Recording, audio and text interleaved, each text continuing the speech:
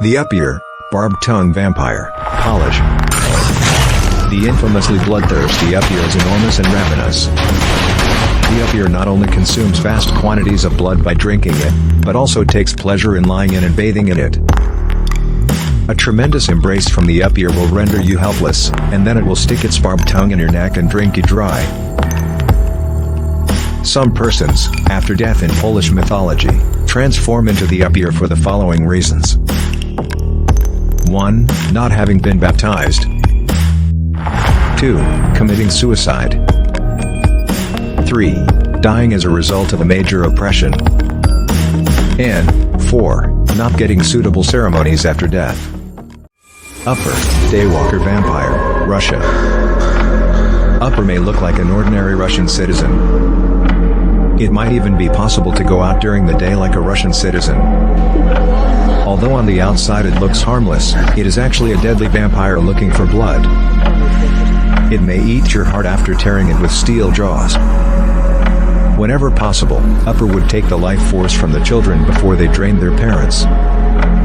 In the dead of winter, when his hands froze due to the lack of proper coffin insulation, UPYR used his metal teeth to eat his way out of his tomb. The Nelapsi, vampires of Czech Republic. With glaring red eyes and needle-thin fangs, the Nelapsi is a walking corpse. Nelapsi vampires are among the most strong and malevolent. It can devour entire villages in one night and won't stop eating until daylight. It will murder you with its renowned hug of death or by ripping you apart with its fangs. If it can, it will torture you for weeks before killing you.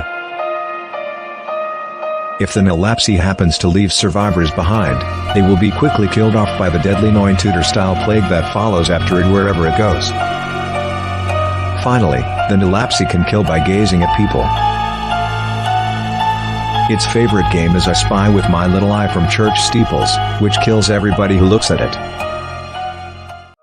CALLICANTZARO, Christmas Eve Vampire, Greece. CALLICANTZARO is a creature of the underworld that only appears during the 12 nights between Christmas and the Epiphany. CALLICANTZARO's distorted black face, bloodshot eyes, and gaping fanged mouth set them apart. CALLICANTZARO will use its powerful claws to rip apart its prey before swallowing it.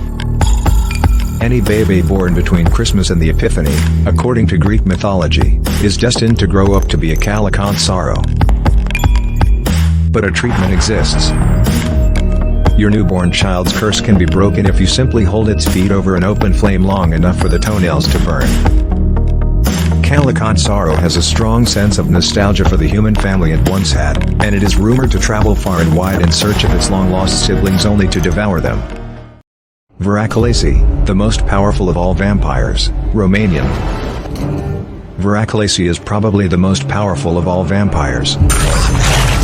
VARACOLACI bites drain blood without wounding. It can become a bat, dog, flea, frog, or spider. VARACOLACI in trance can induce a lunar or solar eclipse. Midnight spinning astral projection lets it securely travel any place. Its astral form resembles a dragon or a multi-mouthed creature. VARACOLACI hunts year-round, but on St. George's Day, April 23rd, and St. Andrew's Day, November 30th, it is most hazardous. If a deceased person is suspected of being capable of returning as a VARACOLACI, his undead resurrection can be prevented if a thorny bush is planted on top of his grave. If the person died from an act of suicide, then his body should be thrown into flowing water immediately. NEUNTÖTER, Killer of Nine Vampires, German. Its name means Killer of Nine in English because it is widely held that a human corpse needs 9 days to convert into a NEUNTÖTER after being buried. The vampire's skin is broken out in open sores, and he has a putrid odor. It brings a wide variety of deadly diseases and pestilence to whatever town it happens to be traveling through. There are 2 measures that can be taken to forestall the transition from a human corpse to NEUNTÖTER. Before the deceased may be buried, the lemon must be put in the mouth of a human corpse. Second, beheadings of human corpse are only permitted between the hours of 11 p.m. and midnight. Yara-ma-yha-who vampires of Australia. Aboriginal myths from Australia tell of the Yara-ma-yha-who. red-skinned, huge-headed humanoid who liked to spend its time in a tree, measuring in at 1.25 meters at its shoulder blades.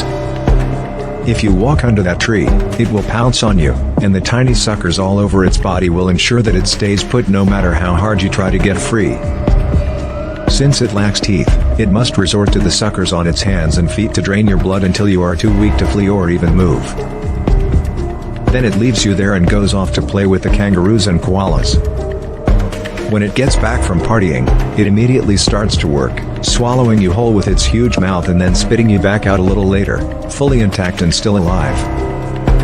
This happens over and over again, each time leaving you little smaller and more crimson as a result of digestion. The transformation into a Yara-ma-yha-who is complete,